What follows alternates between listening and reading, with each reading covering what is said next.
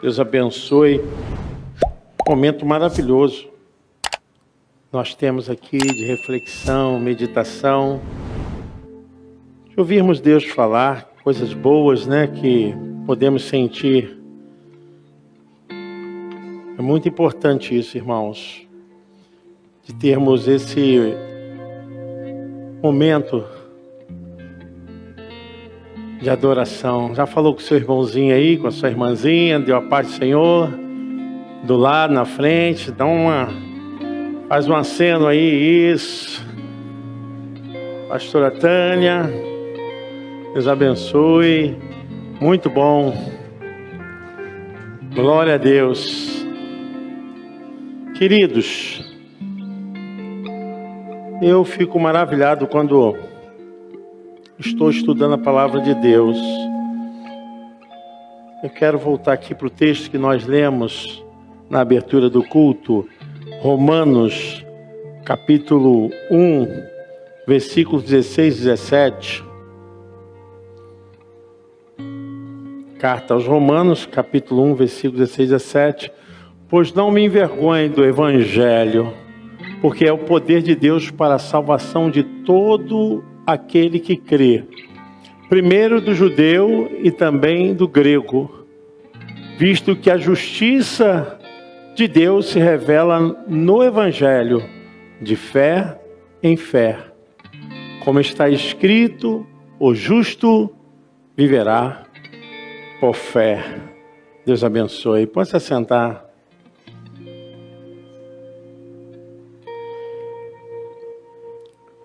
Como é profundo esse texto quando a sua intenção é tirar de qualquer motivo, de qualquer ação, aquilo que só foi feito por meio de Cristo Jesus, nosso Senhor, nosso Salvador. Eu quero que você preste muita atenção nisso, porque muitas vezes nós fazemos esforço para manter a nossa salvação. Precisamos entender que a salvação é um processo e um ato de decisão do próprio Deus. O homem não é salvo por estiver fazendo esforço para alcançar a sua salvação. A salvação partiu de Deus. O apóstolo Paulo está falando justamente de tirar essas ações humanas, essas tentativas de esforço comum ao ser humano para se sentir salvo. Uma coisa é você ser salvo para as boas obras, a outra coisa é você fazer as boas obras para se salvar. O crente é salvo para as boas obras, mas as boas obras não salvam ninguém. E Paulo está aqui justificando que a mensagem da cruz, a mensagem da entrega de Cristo Jesus na sua morte, ele estava também sepultando ali as nossas vidas pregressas. Não só a minha, a sua, mas de todos aqueles que vieram a existir nessa vida. Vieram nascer.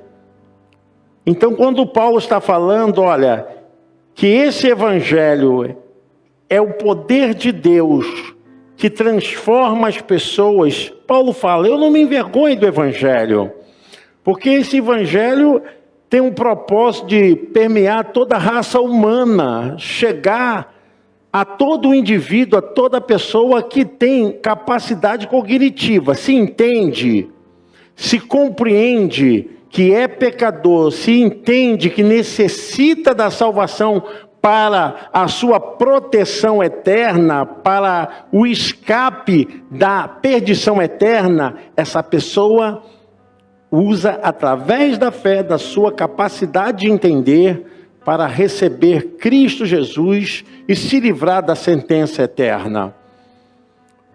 Às vezes eu vejo pessoas falando assim, não, existem propósitos que as pessoas fazem, que são propósitos para a vida cristã, simplesmente para um currículo de manter a sua vida com Deus, mas isso não produz salvação. Subir monte não produz salvação. Jejuar não produz salvação. Acender vela não produz salvação. Missa não produz salvação. Culto não produz salvação. Você tem que entender que você é salvo para estar no culto. Foi justamente aonde Martim Lutero, ele protestou. Porque a igreja cobrava indulgências para o povo pecar. E de acordo com o valor das indulgências, era medido o tamanho do pecado. Então, aquilo que se pagava, considerava-se que a pessoa estava garantindo o seu espaço na eternidade. E foi justamente esse texto que Martinho Lutero, ele falou, não, o justo vai viver da fé em Cristo. É em Cristo que nós depositamos a nossa esperança. É em Cristo que nós temos a certeza de que seremos guardados. Estaremos livres do mal. É Ele que nos protege do dano eterno, da perdição eterna. Então, foi quando Martinho Lutero, ele lançou o desafio das 95 teses no castelo de Wittenberg, na igreja que ficava nesse castelo, para desafiar para um debate. E é claro que nós conhecemos bem a história, que Martinho Lutero, ele tinha um propósito na Alemanha, já era algo que havia sido semeado pelos seus antecessores, que Martinho Lutero não começou essa forma de protestar sozinho, não. Bem antes dele, outros já haviam lançado essa semente para o esclarecimento e para a quebra desse formato de adoração que era contra a palavra. A Bíblia diz que a fé é que produz a salvação. Não que a fé em si, só você confessar. É aí que está o grande processo. A fé, ela é carregada de elementos fundamentais para que a salvação seja certificada e seja continuamente mantida. Não adianta você confessar e ter um coração robustecido para o mal, pensamentos errados. Você é salvo, você tem que ser purificado. Você é salvo, você tem que se manter completamente agora debaixo da graça de Deus. Nós entendemos que a salvação, ela começa, mas o seu processo é contínuo. E a Bíblia, ela refuta qualquer ação de salvação em objetos, em qualquer sacramento. Nada disso produz salvação. A salvação vem pela fé em Jesus. É quando você crê que Ele veio a este mundo, se materializou, viveu entre nós, pregou o Evangelho, que é as boas novas. E esse Evangelho está permeado em toda a humanidade. Esse Evangelho agora está declarado para todas as almas, para que todos tenham acesso, para que todos sejam protegidos do mal que virá sobre a face da terra, sobre as almas humanas. Salvação significa livramento. Livramento. E a nossa fé está em Cristo Jesus, pelo que Ele fez, pelo que Ele trouxe a nós, Ele trouxe a vida. Quando Ele ressuscitou, Ele não estava ressuscitando por Ele estava ressuscitando por nós. E quando Ele trouxe a vida à humanidade, agora todos têm acesso. Todos podem encontrar a salvação. É só um coração cheio de obediência, de esperança, resignado, decidido, querer aceitar e servir verdadeiramente conforme as Escrituras. Por isso Paulo está dizendo, olha, eu não me envergonho do Evangelho de Cristo, porque esse Evangelho, no início do século, da igreja primitiva, criou um grande movimento, e esse movimento também gerou muitas perseguições para aqueles que tinham a fé em Cristo Jesus. E a igreja sofreu, a igreja ela foi espalhada, a igreja se tornou alvo de objeto de perseguição dos imperadores, de todos quanto tinham essa animosidade contra os evangélicos, né? Contra aqueles que serviam a Jesus Cristo. E as pessoas às vezes me perguntam, não, porque Cristo não fundou o cristianismo. Quem fundou o cristianismo foi o próprio Constantino. Cristo não fundou o protestantismo. Quem fundou o protestantismo foi Martinho Lutero. Cristo não fez a reforma protestante na Suíça. Quem fez isso foi João Calvino. O que chegou a nós foi o Evangelho, as boas novas de salvação. Nós seguimos na direção daquele poder que foi derramado lá em Atos, capítulo 2. A descida do Espírito Santo. Nós recebemos o Evangelho, as boas novas de salvação. E Paulo está falando disso, e ele tem essa responsabilidade de dizer, olha, eu não me envergonho do Evangelho, justamente porque era o objeto de perseguição, era coisa ultrajante para os judeus. Para os romanos, era mais uma forma de acabar com um grupo herético.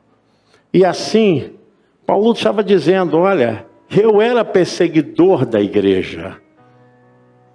E agora sou perseguido por amor a Cristo.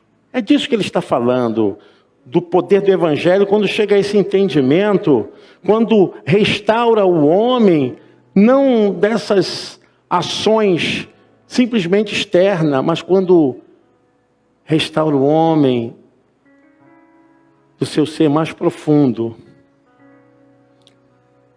Esses dias estava conversando com meu irmão, ele me perguntou assim, Roberto, quantas vezes papai leu a Bíblia? Da última vez que eu estive com meu pai lá na Paraíba, a Lagoa de Roça, o pai tinha falado que tinha lido a Bíblia 10 vezes. E meu pai tinha uma forma de ler que, assim, todo mundo ouvia, né? E não lia para ele. Acordava 5 horas da manhã, 4 e pouca da manhã, ele lia a Bíblia como se estivesse conversando com alguém. E essa profundidade que começa a dominar o ser humano, esse evangelho que restaura a vida. Paulo está falando disso. Tudo aquilo que ele achava que era algo de orgulho, ele considerou como lixo, como esterco. E ele fala no versículo 17, porque nele se descobre a justiça de Deus. Então a justiça de Deus, ela é aplacada no ser humano, não porque ele quer fazer boas coisas, boas ações, não porque ele tem um cuidado com um certo elemento sacro, santo, não.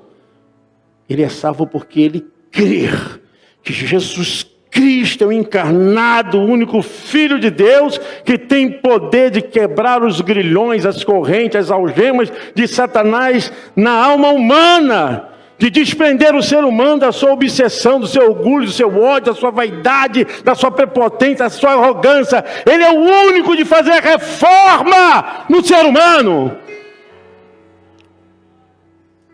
Essa é a maior libertação. é a libertação da alma, sobre o pretexto de todas essas ações que atrapalham o ser humano de servir a Deus. Porque são esses sentimentos e essas imaginações que foram gerados através da ação do pecado. Porque o homem se torna tão egocêntrico, tão vaidoso, portentoso, porque gera briga, confusão. É a alma aprisionada no pecado. Ela pensa que está servindo a Deus, mas ela está inclinada para a sua própria ação, sua própria autossatisfação. E Paulo fala, olha, a justiça de Deus vem pela fé na obra que Cristo realizou. Eu digo, irmãos, que existem alguns sentimentos e alguns pensamentos humanos que não precisa nem de diabo, não precisa nem de demônios. As pessoas ficam tão preocupadas com o diabo, com demônios, e esquecem que isso se torna o seu pior inimigo. É você ter um coração iracundo, é você guardar mágoa, é você não estender a mão, não ser misericordioso, não perdoar. É você não entender o que é o Evangelho, é justamente para quebrar essas ações, essas atitudes humanas. O justo vive da fé em Jesus Cristo. Ele se contenta com a obra de Jesus. Ele se alegra com aquilo que Cristo fez por ele, que atravessou na vida dele agora. É um novo caminho, é um novo sentido para viver. Sabe, nós estamos nesse mundo, mas eu quero dizer que o poder de Deus também está nesse mundo. Você pode dizer amém? Nós estamos nesse mundo, mas o Evangelho tem poder para restaurar pessoas nesse mundo, amém? Eu creio dessa forma, que ninguém possa ser tão incapaz, tão empedrecido, tão endurecido, que o Evangelho não possa mudar, transformar e fazer uma nova criatura. Eu creio que esse poder está agora sendo permeado em todos os cantos. Nós vivemos num tempo onde as pessoas não acreditam mais em ninguém. As pessoas duvidam de que seres humanos possam ser mudados. O apóstolo Paulo, no capítulo 5 de 2 Coríntios, versículo 7, 2 Coríntios, capítulo 5, versículo 7, Paulo chama a atenção para uma verdade. Visto que andamos por fé e não pelo que vemos. E essa é a grande métrica do reino, aquilo que dirige a nossa alma. Porque se nós formos olhar e formos dar ouvidos ao que está extra-evangelho, seríamos contaminados. Porque a nossa alma, ela tem tendência a ser contaminada. Por isso a Bíblia diz, olha, nós estamos andando por fé, não estamos andando pela vista. E as suas orações, a sua devoção a Deus, a sua adoração, o seu culto racional àquele que é único, é isso que Paulo está falando. Olha, temos que dar o culto àquele que é único, que é o Senhor sobre todas as coisas. Nós não adoramos homem, não adoramos pastor, padre, não adoramos nada de objeto, nós adoramos ao único que é digno de receber toda a honra e toda a glória. A Ele nós devemos confiar. Isso Paulo está falando, nós não andamos pela vista. E é embaraçoso, irmãos. Confesso a vocês que é embaraçoso mesmo, porque nós somos permeados Às vezes ouvimos uma coisa, aquilo entra no nosso coração e machuca. Vimos uma coisa, aquilo entra na nossa vida e aquilo nos machuca e nós vamos desanimando, vamos desistindo, porque nós somos permeados, as coisas chegam a nós e se nós não andarmos por fé, nós vamos ser a cada dia abatidos, às vezes até envenenados na alma, Envenenados na alma. São crentes que guardam mágoas e têm raiva, pessoas que esqueceram que viver no Evangelho é viver na fé. E isso subtrai essas coisas, Você vai tirando essas coisas do caminho. Eu sei que a alma, ela muitas vezes quer governar a vida. Ela quer governar a vida, ela quer governar o ser humano.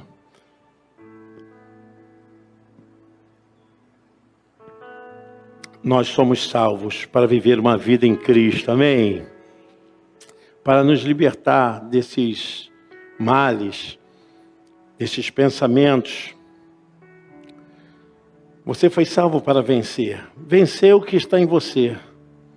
Vencer o pecado. Porque as pessoas ficam tão preocupadas com o pecado lá de fora.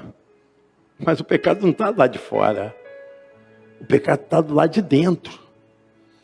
Quando você tem intenção, quando você tem um pensamento, você já pecou. Nós não lutamos com aquilo que está fora de nós, não. Nós lutamos com aquilo que está dentro de nós. A nossa alma decaída. Paulo, quando fala da salvação aqui, está falando dessa restauração. Até que a gente receba um novo corpo, Ele vai tratar isso depois lá em Coríntios. Até que a gente receba uma nova vida, porque aí sim, nós seremos completamente guardados, um corpo eterno, não mais permeados. Porque lá no céu não haverá pecado, não haverá maldição, irmãos? E Paulo fala que através da fé, nós vamos mantendo a nossa vida por esse caminho, mas a fé, ela não pode ser só uma confissão abstrata. A fé, ela tem que ser seguida por elementos importantes na vida. Porque se você fizer uma confissão, mas não lutar para que esse tipo de ação permita você viver de maneira e de acordo com como Deus quer, você vai ter uma confissão envolvida com o mundo. Porque Tiago até fala a respeito disso. Olha, gente, até os demônios creem em Deus e estremecem. O problema é que os demônios não têm os elementos essenciais, porque Deus não veio salvar demônios. Por que Satanás não pode ser salvo? Porque a salvação não é para anjos decaídos, a salvação é para seres humanos. Seres humanos.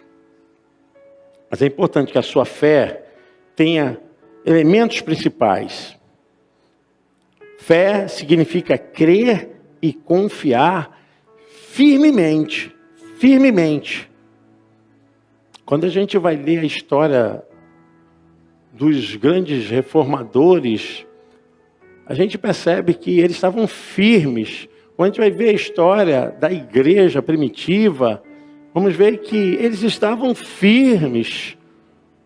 Uma coisa que eu sempre tenho dito aqui na igreja, As pessoas começam uma coisa, mas não dão continuidade. A gente tem esse ato, que é um ato neurótico, A gente sempre está patinando e não saímos do mesmo lugar. Prossiga. Se é isso que Deus colocou na sua mão, faça com dedicação. Fé confiante.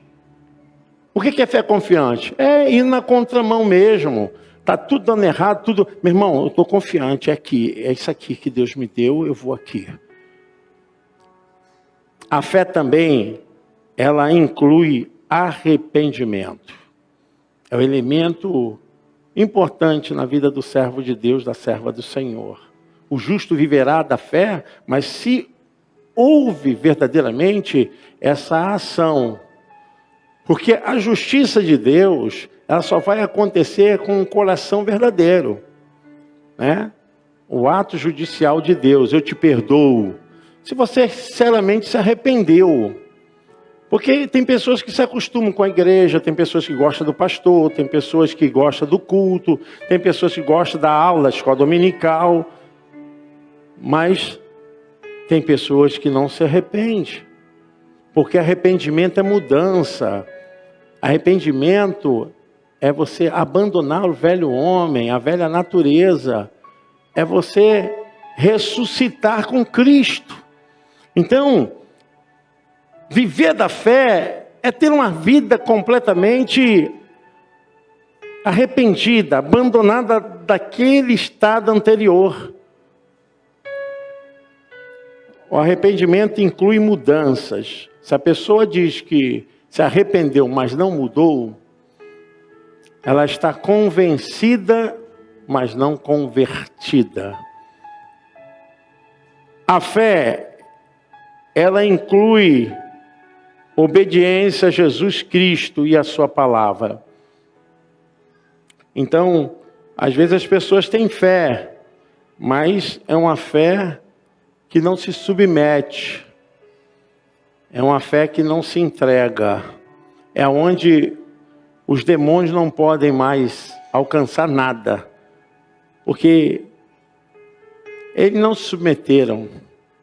Depois que caíram, estão em desordem profunda das suas naturezas. Então Paulo está dizendo aqui que a fé, ela tem que ter obediência, fé com obediência. Essa fé com obediência, ela acaba mexendo com a natureza da alma pecaminosa. Porque tem gente que vive de título, né? Tem gente que vive de jargões. Tem gente que se acostuma com os dons espirituais, mas não se submetem à palavra. Não se despojam diante do Senhor. Então, é uma fé que é misturada com arrogância humana, né? Tem gente que faz culto para elas, para serem vistas, né? Fazem ações que é para elas serem reconhecidas. Mas todo culto, toda adoração, toda ação de fé tem que trazer o quê? O ato da grandeza de Deus e da subserviência do homem. E nesse caso aqui, a fé sem obediência, ela tem uma ação mais humana do que divina. O justo viverá da fé quando ele obedece. Fé inclui dedicação pessoal e fidelidade. Quando você tem dedicação pessoal e fidelidade, você reconhece seu verdadeiro lugar servindo a Deus. Irmãos, eu quero dizer o seguinte, que a corrente do pecado e o rio da salvação corre lado a lado. Tá? E aonde abundou o pecado, superabundou a graça. Mas o pecado, em toda a sua sordidez, a sua imundície, a sua baixeza, a sua indignidade, a sua vergonha, sempre tenta deixar o ser humano longe da salvação. Em todo o esplendor da salvação, a gente pode perceber que o mundo está atraído, o mundo está captado pelas coisas do pecado. Aí o carnaval que passou aí, toda a sordidez, toda a baixeza, toda a corrupção da natureza humana, toda a nojeira, né? Então, o mundo está assim. As pessoas estão achando que isso é normal. Não, isso é a natureza pecaminosa. E Paulo diz que os tais não herdarão o reino dos céus. Então, tem um grupo aí que quer defender de qualquer maneira e mudar a Bíblia de qualquer maneira por causa da personalidade sexual, eles querem tirar, que não é isso, que o amor livre, essa coisa que está tentando promover mais a ação da alma humana do que do espírito. E nós estamos vivendo nessa correria de manter a nossa vida, a nossa mente, o nosso espírito, o nosso corpo para Deus. Porque as pessoas, elas não entendem. Nós não somos um corpo que temos uma alma. Nós somos uma alma dentro do corpo. Isso aqui é só a minha composição, a minha forma de viver de maneira fora da minha existência mesmo, porque a minha existência, a sua existência é muito mais do que a nossa aparência, é muito mais do que a nossa visão física. Nós somos muito mais. Mas o inimigo quer justamente fazer ao contrário, quer trazer toda essa promoção para que o homem fique debaixo dessa condição de vergonha, de tristeza, de humilhação. Irmãos, a coisa que mais o inimigo quer fazer é colocar humilhação no ser humano.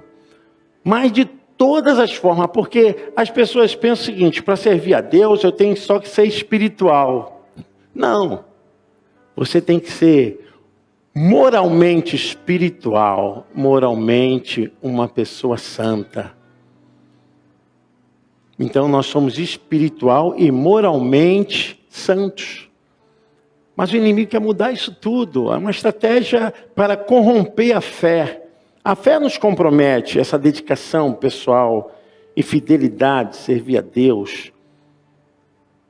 Essa fidelidade em Jesus Cristo expressa nossa confiança, nosso amor, nossa gratidão, lealdade para com Ele. No sentido mais elevado, o amor. O amor. O cristão ele é conhecido pelo amor que ele tem. O amor fala mais do que a voz, fala mais do que as pregações. O amor. Nós estamos vendo um tempo onde se faz muito barulho e pouca mudança.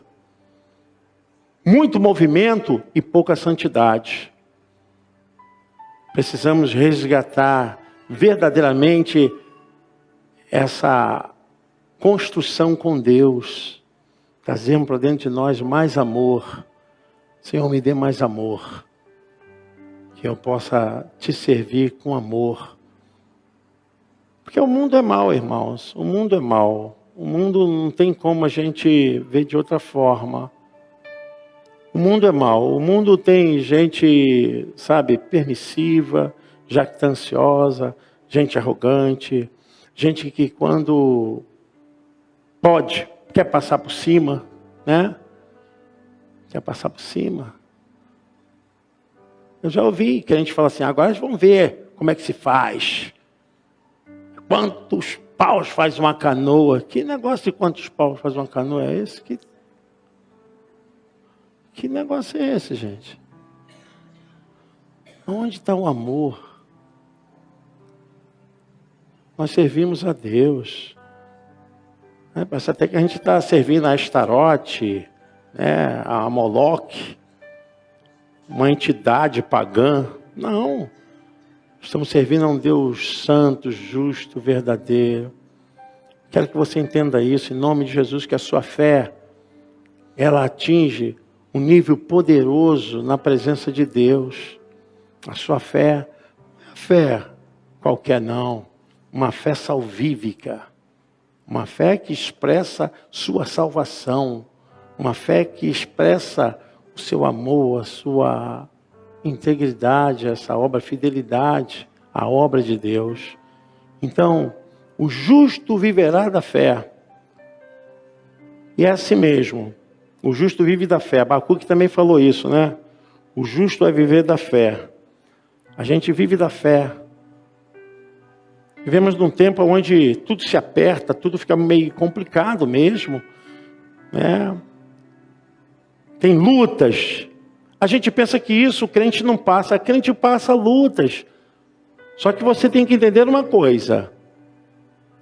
Que essas circunstâncias são coisas que o ser humano vive. Crente vive? Vive porque ele é ser humano. Ele não é pedra, não é barro, não é metal. Ele é ser humano.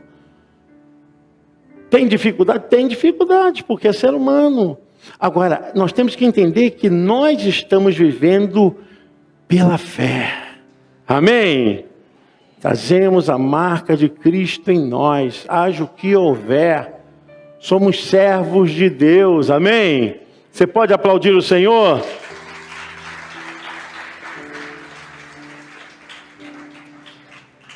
Porque pregaram-se muito um evangelho triunfalista, né?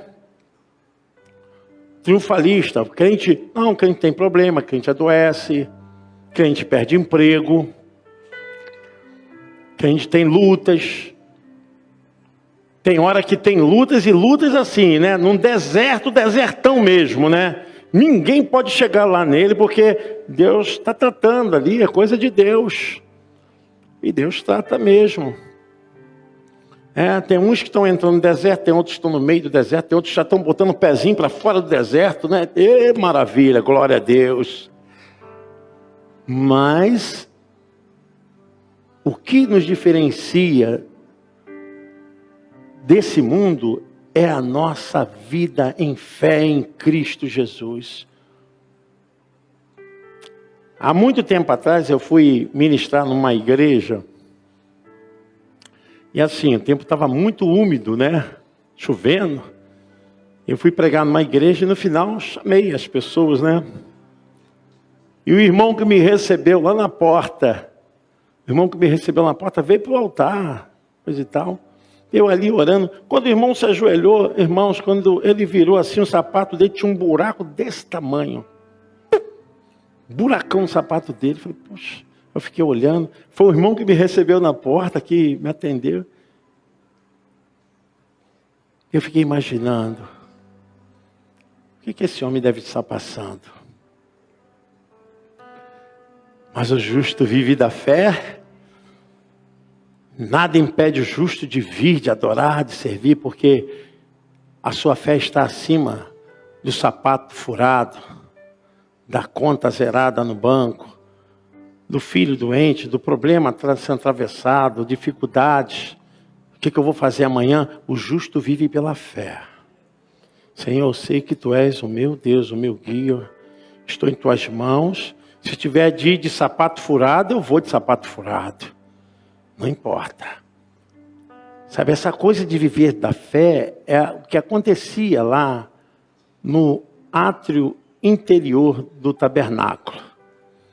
Porque quando o sumo sacerdote entrava para fazer aquela entrega de expiação, sacrifício nacional para perdão do povo, ele entrava uma vez para fazer esse tipo de sacrifício.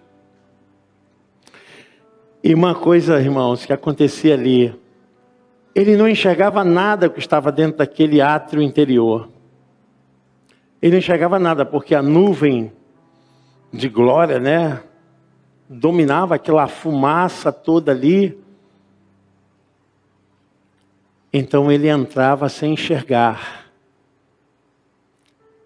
E é da onde vem esse fundamento de você crer mesmo sem ver. Você acreditar mesmo sem tocar.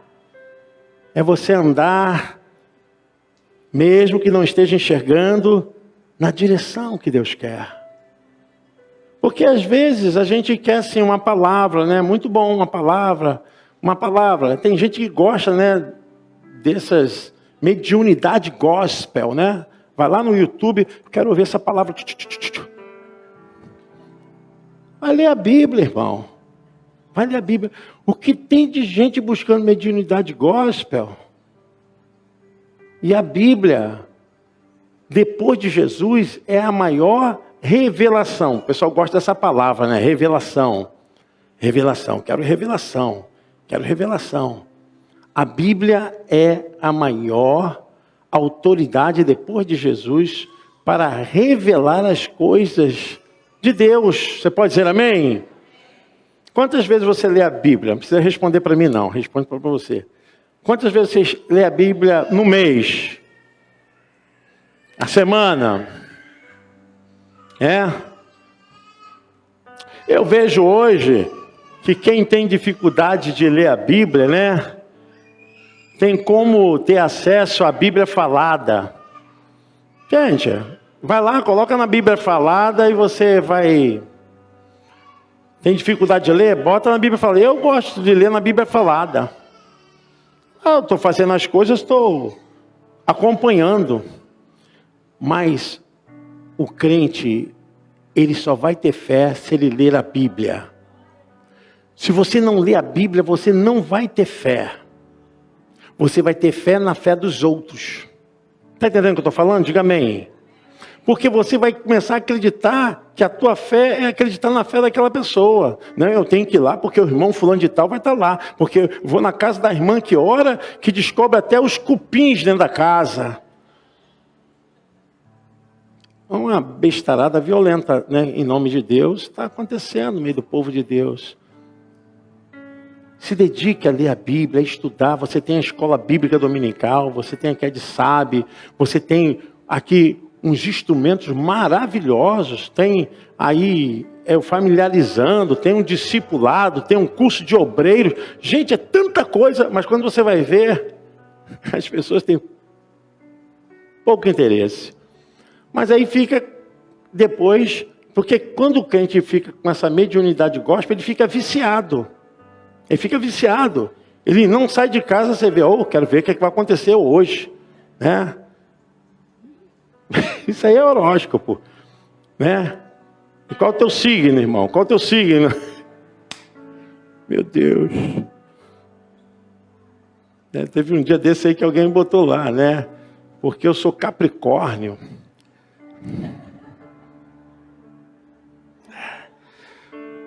Membro da nossa igreja. Eu falei, ou essa pessoa está surda, ou essa pessoa não gosta de ouvir a palavra de Deus. Porque aqui se prega a palavra, amém, irmãos? Você pode aplaudir o Senhor? Aqui se prega a palavra. Sangue de Jesus tem poder. Estude a Bíblia. Bira, pode colocar aí, Paulo falando Romanos 10, 17. Ele nos orienta a respeito de como ter uma vida de fé. E assim, a fé vem pela pregação. E a pregação pela palavra de Cristo, né? É pela palavra de Deus. Então, meu irmão, minha irmã, se apegue à palavra, estude a palavra, leia a palavra, guarde no seu coração. Existem coisas, assim, eu vou falar agora como ser humano, existem coisas que não adianta. Se você não se autoconhecer, se você não se entender, você vai ser uma pessoa amarga. Você vai ser pessoa ríspida. Tem gente que não se ama. Como é que ela vai amar outras pessoas? Não ama, gente. Se você não se ama, você vai ter dificuldade de socializar. É um problema sério isso, né? Tem gente que tem dificuldade, né? Mas eu quero dizer, olha, traga a palavra para dentro de você, deixa o Espírito Santo dominar a sua vida, né? Isso é o mais importante. Deus te abençoe, Deus te guarde, Deus te proteja, em nome de Jesus. Senhor, meu Deus, meu Pai, obrigado por esse culto, obrigado por essa manhã gostosa, manhã onde temos que viver de fé.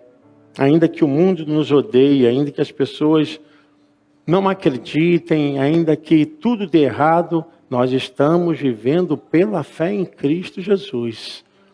Às vezes não é um sapato furado, mas é uma tristeza, é uma mágoa, é uma dor, é uma perda. É algo, Senhor Deus, que aconteceu dentro da família. Pai, quantos de nós temos demonstrado o nosso amor, nosso zelo, nosso carinho, porque precisamos dessa salvação. Nos ajude, Senhor. Nós precisamos da Tua presença mais e mais. Nos submetemos a ela, Pai. Em nome de Jesus. Amém. Você pode dizer amém? Glória a Deus.